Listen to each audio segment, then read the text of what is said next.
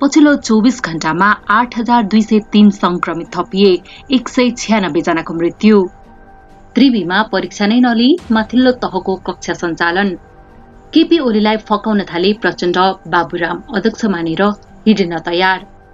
एमाले कार्यदलद्वारा काम सुरु, अविश्वास र अन्तर्विरोध सृजना हुने काम नगर्न पार्टीको अनुरोध। बादललाई जिताउन छलफल, निर्वाचन कमिटी। सर्वोच्च अदालतमा सुरु भयो भर्चुअल बहस। जापानले कोरोना विरुद्ध लड्न नेपालीलाई 160 अक्सिजन कन्सन्ट्रेटर्स र 6 एम्बुलेन्स दिने। अरब सागरमा विकसित चक्रवातको असर नेपालमा बिहिबारसम्म नै रहने। उपेन्द्र समूहले 2 दिन अघि नै महतो संसदीय दलको नेता नरहेको पत्र दर्ता गराएको खुलासा।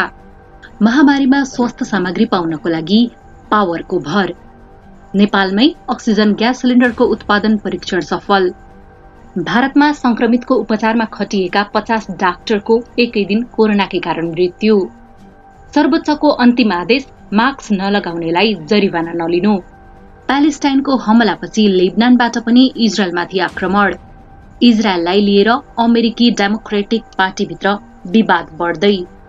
यो सँगै अब सुरु गरौं समाचार विस्तारमा। पछिल्लो 24 घण्टामा 196 जनाको कोरोनाको कारण मृत्यु भएको छ भने 8,203 जनामा कोरोना संक्रमण पुष्टि भएको छ। स्वास्थ्य तथा जनसङ्ख्या मन्त्रालयका अनुसार देशभर 20,979 जनाको स्वाब परीक्षण गर्दा 8,203 जनामा कोरोना संक्रमण पुष्टि भएको हो। यो सँगै नेपालमा कोरोना संक्रमणको संख्या 4,72,374 पुगेको छ। त्यस्तै पछिल्लो 24 घण्टामा कोरोनाबाट 196 जनाको ज्यान गएको छ। यो सँगै कोरोनाबाट मृत्यु हुनेको संख्या 5,411 पुगेको छ। यो सँगै पछिल्लो 24 घण्टामा 6,891 जना निको भएका छन्। अहिलेसम्म कोरोनाबाट निको हुनेको संख्या 3,52,414 पुगेको छ।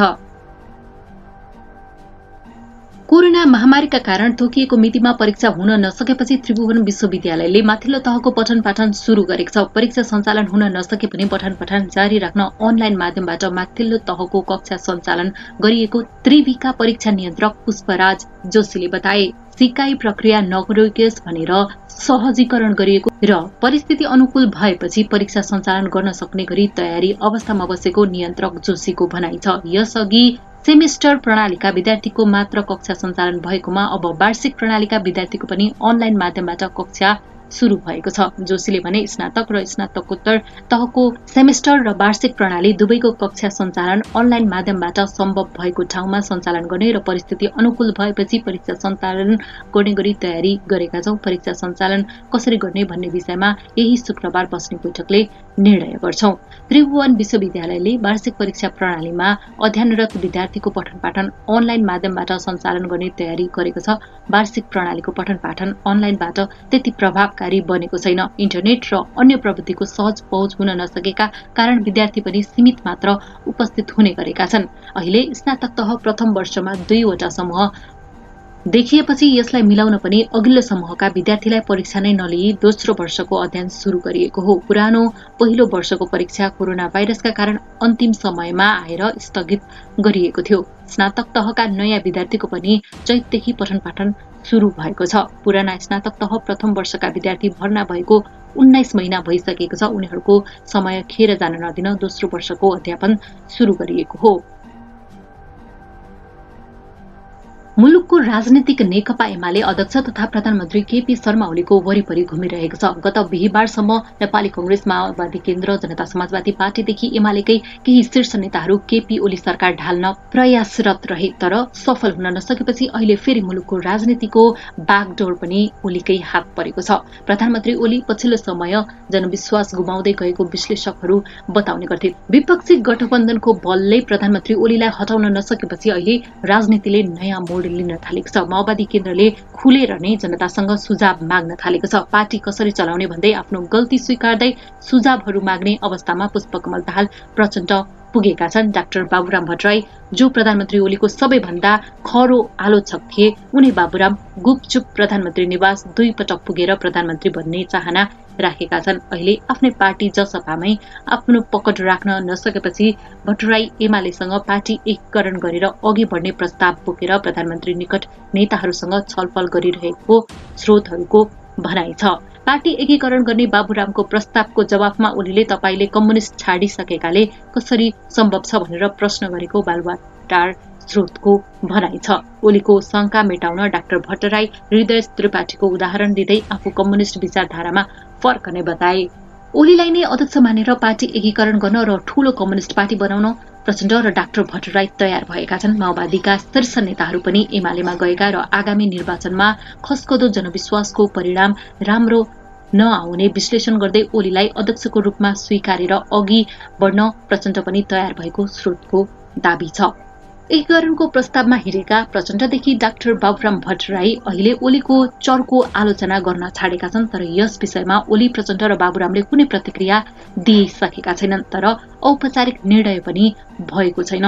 तर स्रोतका अनुसार डाक्टर भट्टराई र प्रचण्डले कम्युनिस्ट पार्टीको एकता र एकीकृत पार्टीको अध्यक्षताको रूपमा ओलीलाई स्वीकार गर्ने गरी छलफल चलाएको स्रोतको दाबी छ।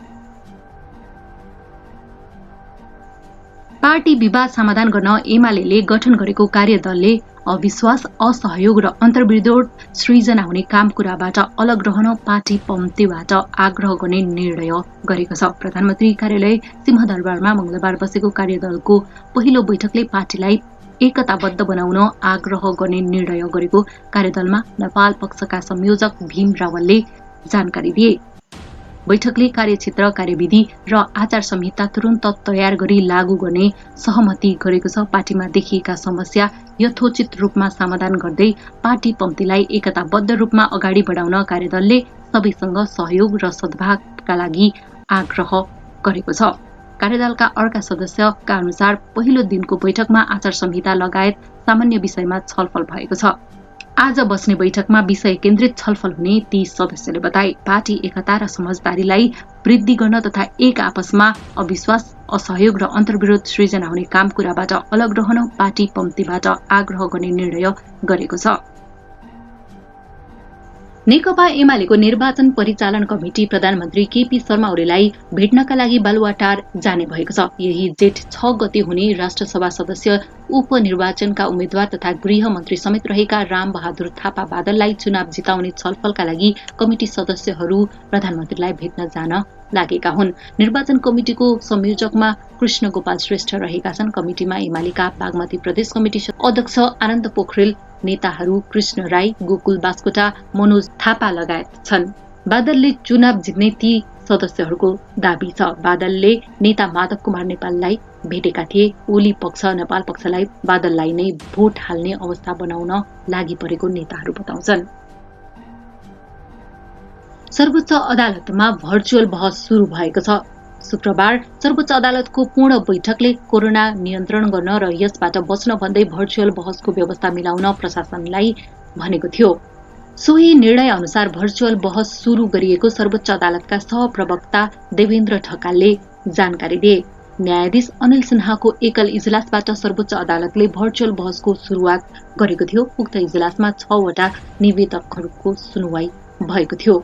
सर्वोच्च अदालतले कानून व्यवसायीलाई आफ्नै फर्म वा सर्वोच्च अदालतको सञ्चार कक्षबाट बहस गर्न सक्ने व्यवस्था मिलाएको थियो।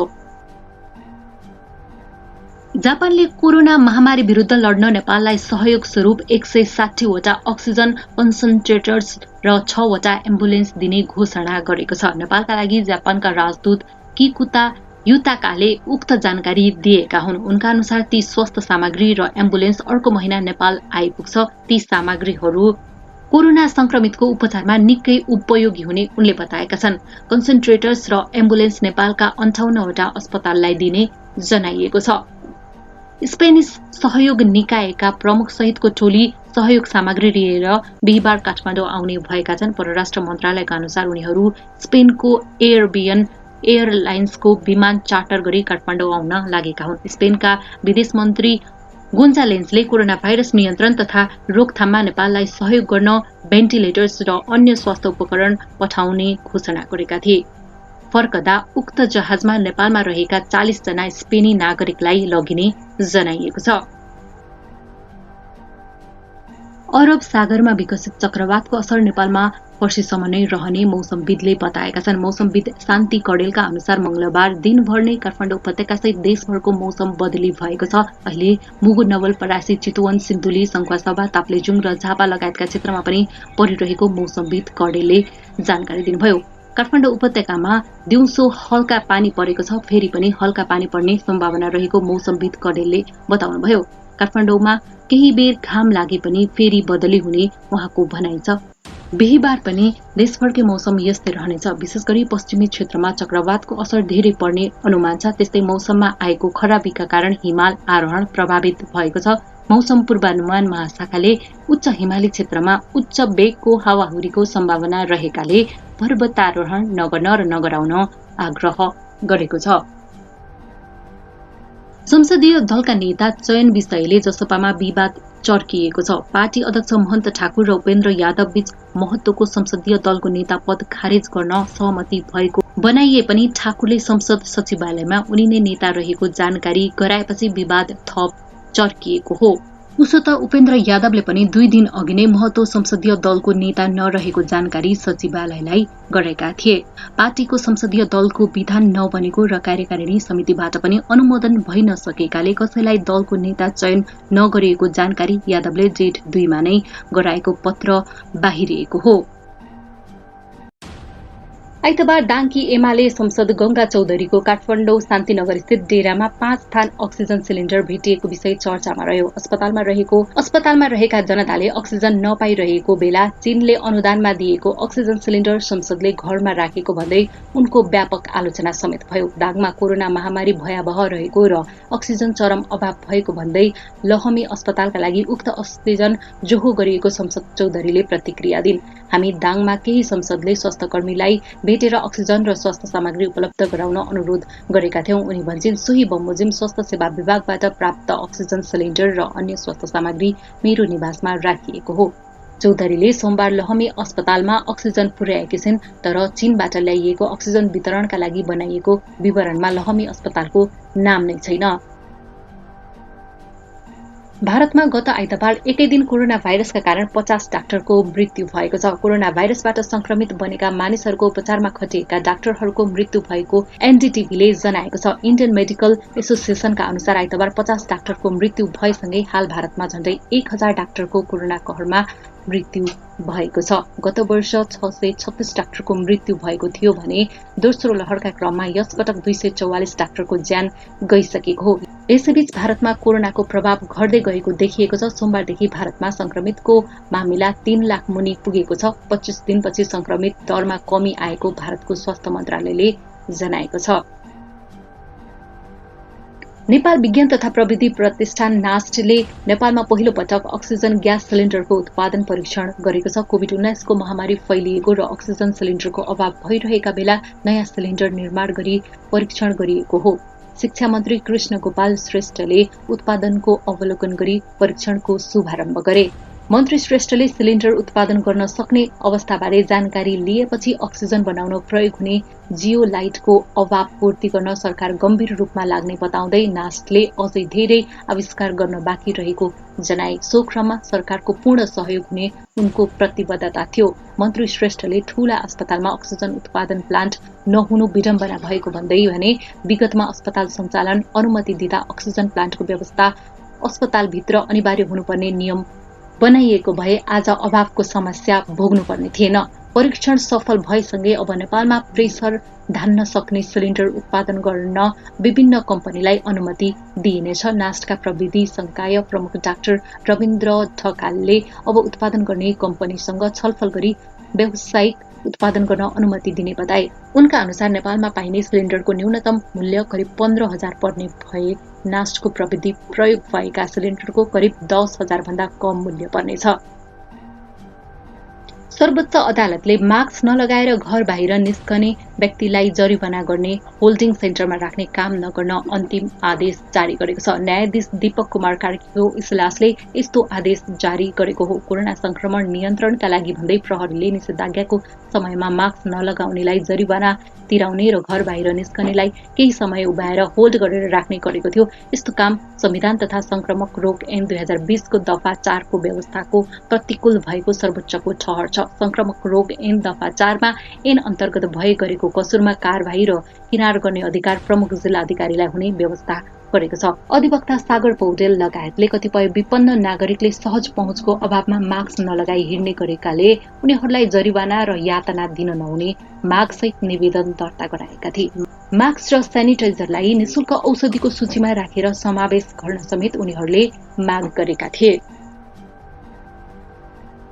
इजरायल र प्यालेस्टाइनको चरमपन्थी हमास समूहबीच चरम संघर्ष चलिरहेका बेला लेबनान तर्फबाट पनि इजरायलमाथि आक्रमण भएको छ। सोमबार करिब मध्यरातको समयमा लेबनानबाट उत्तरी इजरायलतर्फ 6 रकेट प्रहार भएको छ, तर यी रकेटले सीमा पार गरेर इजरायलतर्फ आउन नसकेर लेबनानमै खसेको इजरायली डिफेन्स फोर्सलाई उद्धृत गर्दै टाइम्स अफ इजरायलले जनाएको छ।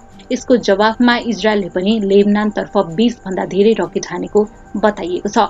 लेबनानतर्फबाट भएको आक्रमणमा केही हताहत भएको जानकारी भने छैन। लेबनानतिरबाट रकेट आक्रमण भएपछि उत्तरी इजरायलले सीमावर्ती क्षेत्रमा साइरन बज्न थालेका थिए। त्यसपछि इजरायली सुरक्षा बलले सीमासँग जोडिएका 4 किलोमिटर क्षेत्रका नागरिकलाई सुरक्षित स्थानमा सारेको थियो। लेबनानी सैन्य सूत्रले समाचार एजेन्सी एफएफपीलाई दक्षिण लेबनानको सेवा फर्म क्षेत्रबाट केही रकेट प्रहार भएको बताएको छ। इजरायलका सैन्य प्रवक्ता हिदाई जिल्भरयानले मंगलबार बिहान आफूलाई यो आक्रमण कुनै प्यालेस्टाइनी गुटले गरेको जस्तो लागेको बताए। इजरायली सुरक्षा बलले लेबनानको तर्फबाट यस प्रकारको आक्रमण जारी रहने आशंका गरेको छ, किनकि इजरायली सेनाले गाजामा लगातार आक्रमण गरिरहेको छ। अहिले इजरायली सेनाले 2014 मा जस्तै हावामाथि निरन्तर हवाई आक्रमण गरिरहेको छ।